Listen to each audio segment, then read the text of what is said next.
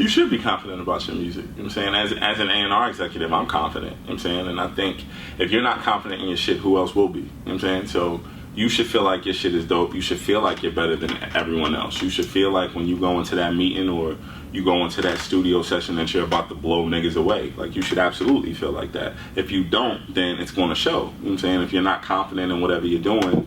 Like, I was an athlete for most of my life, so I'm very much on some, like, think you the best until you know different. You know what I'm saying? Like, and even after somebody tells you different, you're just like, oh, I'm going to work harder and I'm going to be the best. You know what I'm saying? And I think it's nothing wrong with being confident, and it's, you know, being arrogant or being, you know, off-putting, you know, there's a problem with that. But as long as you're confident and you think you're dope and you work at it, it's one thing to be confident and you're not working at it. But if you're confident and you're continuously working at your craft and you're plugging away, it's nothing wrong with that at all.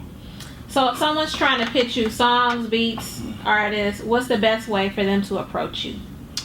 I'm kind of a mess, so it's kind of like, I'll just be honest, but I think there's no one way. So it's like, sometimes you might get me on a day where, like, I'm on Twitter and I'm just like, okay, I feel like listening to music. Or, like, the most common way it happens is, like, a friend or a manager or somebody that I'm used to doing business with put something on my radar. That's the most common way. It is what it is.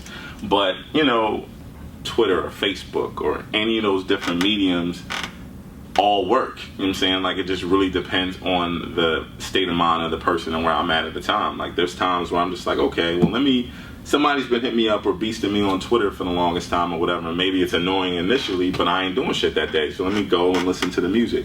So I would say, I don't know that there's a best way. I just say you try as many ways as you can, as many avenues as you can to get to the different people that you're trying to get to.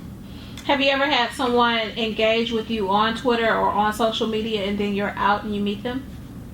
Yeah. It's like, I don't, again, like I said, I'm a mess, so it's just kind of like, and I go out a lot. That's the thing, and I think that's partly, I think, what makes me good at my job, just because I'm in the clubs and I'm constantly listening to new music, and I'm out on Tuesdays and I'm out on Wednesdays, and I bounce around to different studios to meet friends.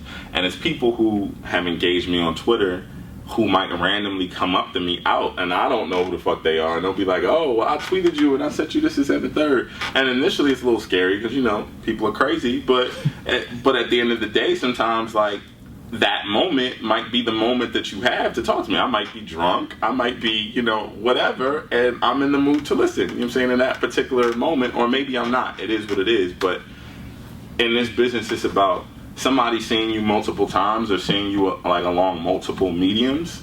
At the end of the day, is only better for you, because then I might be like, so maybe we didn't exchange information that day, but you saw me again, and I remember, oh, you spoke to me or you hit me up on Twitter, so now things are moving along a lot faster than they could have been, you know.